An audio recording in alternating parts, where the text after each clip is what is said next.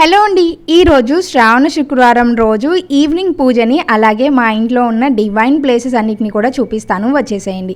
First అయితే మా ఇంట్లో తులసి చెట్టు దగ్గర చాలా ప్రశాంతంగా ఉంటుంది. ఈ రోజు శ్రావణ శుక్రవారం కాబట్టి ఇట్లాగా బయటంతా కూడా డెకరేషన్ చేశాను.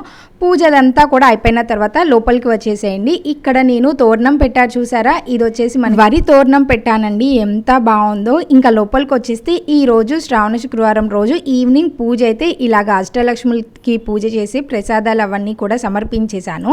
చూసారా ఎంత బాగుందో పూజ గది. పూజ అయిపోయింది కాబట్టి మీరు కూడా బ్లెస్సింగ్స్ తీసుకోండి. ఈరోజు కలశం అవంతా కూడా పెట్టుకొని మనం అమ్మవారిని పెట్టుకొని ఇంత అందంగా అయితే పూజ చేసుకున్నాం. పూజ అయిపోయిన తర్వాత నేను ఇంకా కృష్ణయ్య దగ్గర అయితే దండం పెట్టుకుంటాను.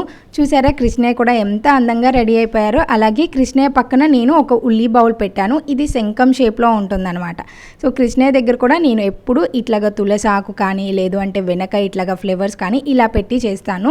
ఈ శంఖంలో కూడా ఫ్లేవర్స్ అవన్నీ కూడా వేసి పెడతాను. ఈ శంఖం కూడా నేను రీసెంట్గానే తీసుకున్నాను, వాటి లింక్స్ తర్వాత చెప్తాను.